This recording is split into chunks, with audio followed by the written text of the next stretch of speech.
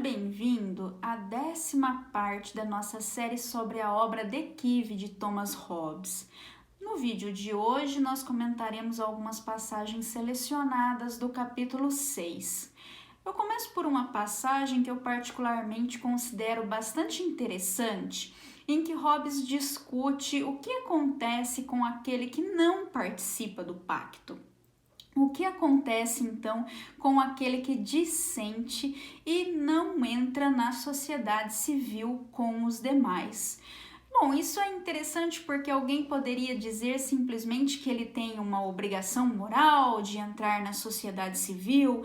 Essa seria, por exemplo, uma abordagem kantiana, né? Você teria um dever moral de sair do estado de natureza e entrar na sociedade civil, e então você constrói uma teoria contratualista para justificar esse dever.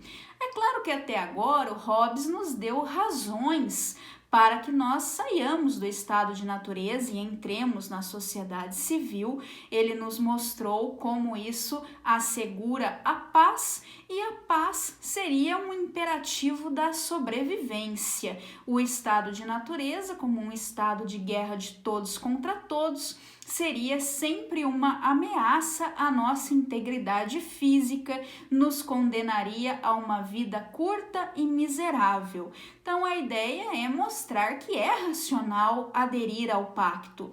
Mas o que ocorre com aquele que não adere ao pacto, na verdade, é muito simples no pensamento de Hobbes. Ele simplesmente continua no estado de natureza. Então, como Hobbes mostrou que o estado de natureza é um estado de guerra, nós entendemos que esse indivíduo está em guerra com a sociedade civil. Então, esse indivíduo não estaria protegido pela sociedade civil. Então, é por isso que Hobbes diz ao final dessa passagem, né, que a sociedade civil retém o seu direito original contra aquele que dissente. Esse direito é o direito de guerra como contra um inimigo. Assim, do mesmo jeito que no estado de natureza você poderia fazer um ataque como uma defesa, um ataque preventivo, então a sociedade como um todo também pode se precaver, pode tomar precauções contra esse indivíduo que declara em ações ou palavras não estar submetido ao soberano. Por outro lado, quanto àqueles indivíduos que participam do pacto, também é interessante observar nessa outra passagem que, se não houver segurança para eles, também não há vínculo. Então é verdade que o soberano não pode assegurar que ninguém será ferido por outro, porém ele pode assegurar que não haja um fundamento razoável para o medo. A segurança é o fim pelo qual os homens se sujeitam a outros. E se ela não é realizada, a implicação é que ninguém se submeteu a outros, ou ninguém perdeu o direito de se defender como achar melhor. Então, se assume que as pessoas não se vincularam ao que quer que seja ou não abdicaram do seu direito a todas as coisas até que arranjos sejam feitos para a sua segurança. Isso é interessante até para que nós pensemos, né, se isso seria o caso no Brasil. Será que no Brasil de hoje nós temos segurança suficiente em todo o território nacional para que todo brasileiro se julgue realmente vinculado pelo governo brasileiro, neste sentido em que Hobbes está colocando aqui? Ou seja, será que, de acordo com este argumento hobbesiano, nós poderíamos dizer que os brasileiros estão realmente submetidos ao governo central, todo e qualquer brasileiro? Ou será que existem brasileiros que ainda têm um fundamento razoável de medo, razoável o suficiente para que ele possa ter o direito de tomar providências e agir por conta própria e não agir então como cidadão brasileiro? É para refletir e para pensar em cada situação, cada região do território nacional. Talvez existam certas regiões dentro do Brasil em que o argumento de Hobbes possa ser aplicado e nós possamos dizer que não há segurança em um nível suficiente para que também não haja vínculo. É uma possibilidade, não estou afirmando que seja o caso, mas é um ponto que merece reflexão. Em uma outra passagem que eu também gostaria de analisar deste capítulo, Hobbes novamente coloca na mesa aquilo que eu chamei de positivismo moral, né? Então ele diz que todo juízo em uma sociedade civil pertence a quem possui a espada, né? Aquele que é o portador do poder soberano. Então o soberano é aquele que tem o direito ao juízo. Todas as disputas, segundo Hobbes, surgem do fato de que as opiniões dos homens diferem sobre o meu e o teu, o justo e o injusto, o útil e o inútil, o bom e o mal, o honroso e o desonroso e assim por diante. E todos decidem sobre isso pelo seu próprio juízo. Então, nós já tocamos nesse ponto em vídeos anteriores, ele retorna aqui no capítulo 6 e merece ser enfatizado. O estado de natureza é caracterizado como um estado em que cada um tem o direito de ser juiz do bom e do mal, ser juiz do justo e do injusto, do útil e do inútil. Ninguém pode se considerar vinculado pelo juízo de outro no estado de natureza. E é exatamente isso que dá origem a todas as disputas. Então, novamente, nós vemos esse ponto de que as disputas não surgem simplesmente porque os seres humanos são maus por natureza, porque eles são agressivos por natureza. Nós temos visto ao longo desse curso que o raciocínio de Hobbes é muito mais complexo e sofisticado do que essa sugestão frequentemente encontrada nos manuais de filosofia. Então, aqui nós vemos exatamente que a falta de uma medida comum, a falta de uma maneira de demonstrarmos a verdade de juízos práticos, juízos que dizem respeito à nossa tomada de decisão, é uma fonte constante de disputas, de tal maneira que o poder político acaba fazendo às vezes de uma razão pública, uma vez que seja instituída a sociedade civil, e então finalmente você tem uma medida comum, finalmente é possível alguma objetividade nesse domínio do raciocínio. Que a lei positiva apareça como razão pública é algo que nós podemos ver justamente na sequência dessa passagem, né? É responsabilidade do mesmo poder soberano apresentar regras ou medidas comuns a todos, regras comuns, medidas comuns, e publicá-las abertamente, de tal maneira que cada homem possa saber por elas o que ele deve chamar de seu e o que ele deve chamar daquilo que é dos outros, né?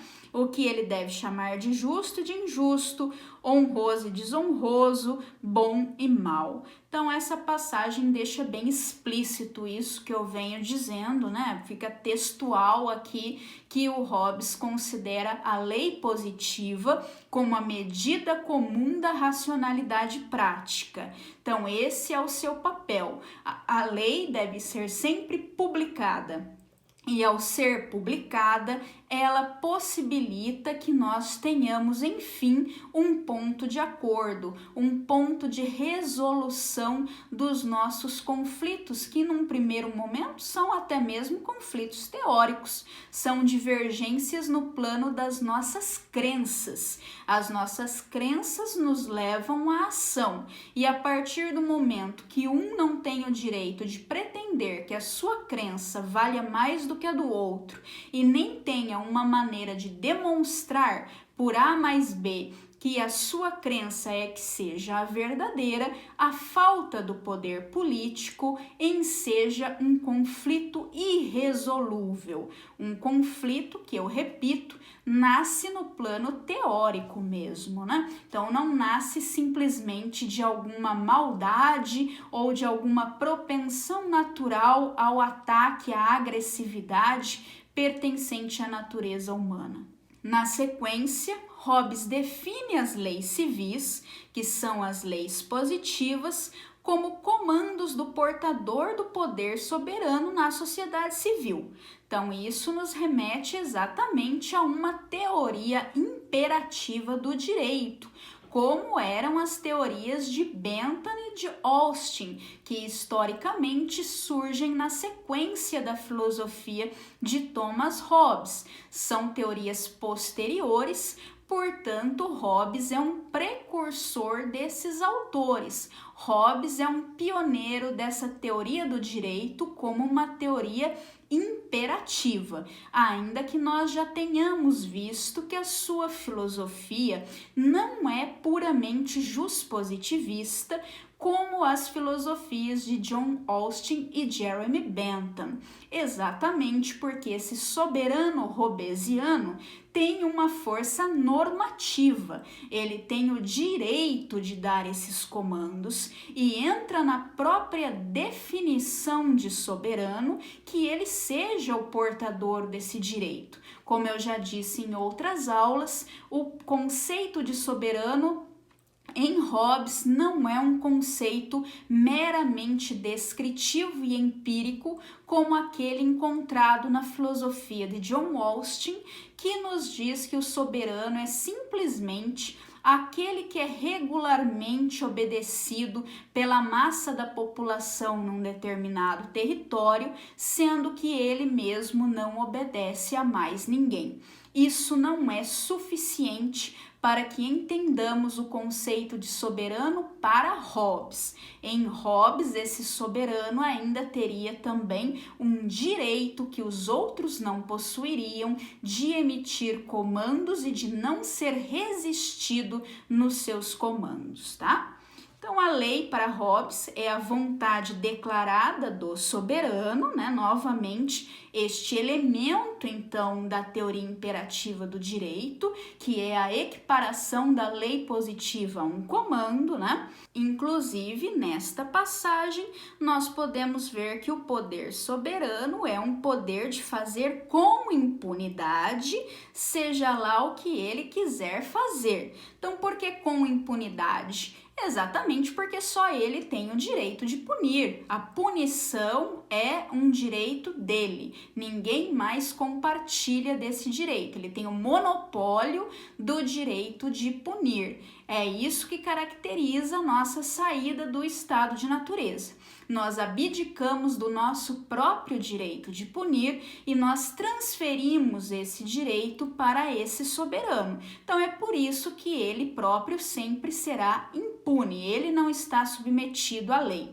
Essa também é uma característica compartilhada pelas teorias positivistas que sucederam Hobbes, as teorias imperativas do direito, do juspositivismo de Jeremy Bentham e John Austin. Eles também pensavam o soberano como estando acima da lei, né? E aí, só que esta é a diferença que eu estava mencionando para com a filosofia do Hobbes. Hobbes diz que ele faz tudo isso por direito, quer dizer, ele conserva o direito de punir que ele tinha no estado de natureza e nós não conservamos. Então, essa teoria contratualista, essa teoria baseada numa transição do estado de natureza para a sociedade civil, esta filosofia política normativa é um diferencial da teoria de Hobbes que faz com que não se trate de uma teoria simplesmente descritiva, tá?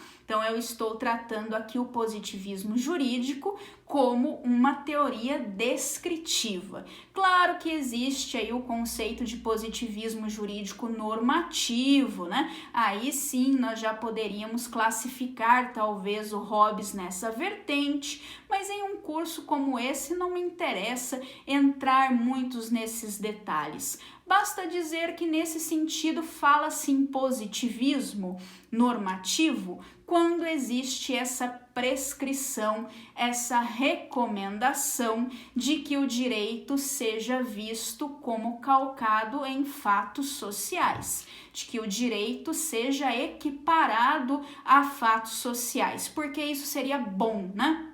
Então, haveria uma norma prescrevendo que nós víssemos o direito como restrito a fatos sociais e não fizéssemos argumentos morais para a descoberta da existência e do conteúdo das leis positivas, tá? Então é uma maneira mais complexa e sofisticada de pensarmos o positivismo e talvez nesse sentido, então, nós poderíamos chamar o Hobbes de positivista normativo, ou seja, para Hobbes é bom que você interprete as leis, que você pense em leis como comandos do soberano, justamente porque se você acreditar que só é lei aquilo que pode passar por algum tipo de critério de moralidade, como Hobbes não acredita que esse critério possa ser comum, como esse critério para Hobbes variará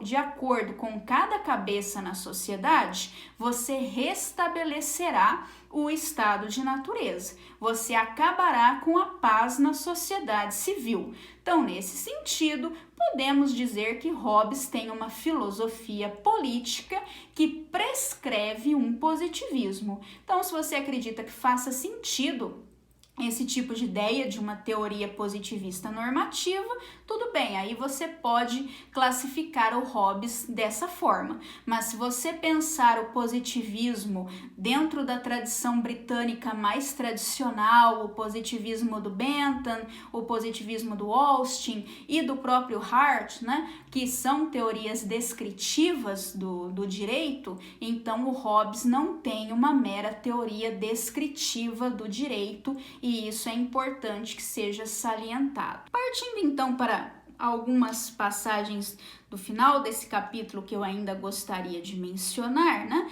Nós podemos pensar se o direito absoluto, que é o direito desse soberano hobbesiano, o direito do Leviatã, corresponderia a uma obediência absoluta. O Hobbes diz então que essa é a maior obediência que pode ser dada, né? Mas também é uma obediência que pode algumas vezes ser recusadas de uma forma correta e por várias razões. Então esse também é um ponto que muitas vezes nós esquecemos quando falamos de Hobbes, né? Pensamos simplesmente numa submissão absoluta, mas acabamos nos esquecendo de que há condições, sim, ele diz até por várias razões aqui, né? Há circunstâncias em que nós podemos negar a nossa obediência. Em aulas passadas, nós já vimos que essas circunstâncias são aquelas em que a obediência nos coloca em perigo, a obediência arrisca a nossa própria sobrevivência. E ele também diz, interessantemente, que essa obrigação de obediência não surge diretamente do pacto social, pelo qual nós transferimos o nosso direito à sociedade civil, mas surge indiretamente do fato que o direito de governar seria sem sentido sem a obediência. E, consequentemente, nenhuma sociedade civil seria formada. Então, ele deduz do próprio conceito de um governo civil, do próprio conceito da autoridade política, que tenha que haver uma contraparte numa obrigação de obedecer. Se o soberano tem o direito de governar, a esse direito corresponde um dever da sua parte, uma obrigação da sua parte de ser obediente a esse soberano. Obediente na medida em que isso seja necessário para manter manter justamente esse governo, né? Então a ideia aqui é que se você ignora esse governo, se você passa a agir de acordo com o seu próprio juízo em todas as matérias em que ele já colocou uma medida e uma regra comum, se você insiste em agir de acordo com a sua própria deliberação, então, se todos agem dessa mesma forma, continuamos no estado de natureza. Não foi estabelecida a sociedade civil. Então, é nesse sentido que você não tem simplesmente, Hobbes já até equiparou isso à maldade, né? Você não tem que simplesmente desistir de agir da sua deliberação quando existe uma sanção. Esse é justamente o perfil do homem mau, nós vimos isso em outras aulas. Um homem que não tem virtude é justamente aquele que só segue as leis por medo da sanção. Então, esse não pode ser o seu caso, né? O seu caso teria que ser o de alguém que busca paz. Se você busca paz, se você não é agressivo, se você entende a importância da sociedade civil para a paz, então, segundo Hobbes, você tem que entender que você deve colocar o juízo do soberano no lugar do seu juízo, porque se você não fizer isso e se os outros também não fizerem isso, então não existe mais qualquer sentido em dizermos que estamos na sociedade civil. Nós estamos, na verdade, em uma sociedade anárquica. Agora, uma última passagem. Eu acho interessante destacar daqui a indeterminação da lei de natureza e a necessidade de que o seu conteúdo seja preenchido pelas leis positivas, o que se liga a essa necessidade, inclusive, de que nós não hajamos de acordo com o nosso próprio juízo sobre o mérito de cada questão, mas hajamos de acordo com a medida comum colocada na lei positiva pelo soberano. Isso se dá justamente porque a lei de natureza não tem uma determinação, ela não tem um conteúdo preciso. E essa passagem é muito interessante para a compreensão disso. Então vejamos. Ele diz que o roubo, o assassinato, o adultério e todos os outros malfeitos são proibidos pelas leis de natureza. Mas o que conta como roubo da parte de um cidadão, ou como assassinato, ou adultério, ou como um ato errado, deve ser determinado pela lei positiva, a lei civil, e não pela lei natural. Nem todo ato pelo qual você toma um objeto que está na posse de outra pessoa é um roubo, mas somente aquele ato pelo qual você toma algo que pertence a outro, quer dizer, algo que a lei estabeleceu como uma propriedade privada de outro. Isso é que não existe no estado de natureza. Então não pode haver um roubo antes que se cria a sociedade civil que determinará o que é de quem. Só aí que você pode propriamente dizer o que é um roubo, mesmo que a lei de natureza já te diga para não roubar, porque é claro que isso conduzirá a uma situação de guerra. Então ele diz justamente que o que conta como nosso e o que conta como de outra pessoa é uma questão para a lei positiva. Similarmente, nem todo ato pelo qual você mata um homem é assassinato, mas somente quando você mata alguém dentro da lei civil que proíbe esse assassinato. Justamente porque no estado de natureza pode ser que você tenha que matar por uma necessidade, aqui recuperando de novo aquela questão do ataque preventivo e a questão de você ser o juiz do que é ou não necessário para a sua sobrevivência. Então você pode matar no estado de natureza sem assassinar. O assassinato só existe a partir do momento em que a paz é racional, quer dizer, a partir do momento em que resolvemos o dilema do prisioneiro, saímos do dilema do prisioneiro, visto na aula passada. Aí sim não é mais racional matar, aí sim faz sentido falarmos em assassinatos. O ato de matar outra pessoa passa a ser propriamente um mal feito determinado. No estado de natureza, se era ou não um mal feito, era algo apenas para ser analisado em foro íntimo, dependendo das suas intenções, dependendo do que você acreditava quando você matou. Externamente, não haveria diferença entre uma morte necessária, uma morte justa, digamos assim, né? E um assassinato. E aí ele diz que também nem todo ato de intercurso é um adultério, mas somente aquele que a lei civil, a lei positiva, proíbe. Quer dizer, nem existe casamento também propriamente num estado de natureza, então também não pode existir o adultério no estado de natureza. No estado de natureza você pode ter uma situação, digamos assim, de poliamor, se você quiser, ou qualquer coisa que o valha, e não faz sentido então que haja também crime de adultério no estado de natureza.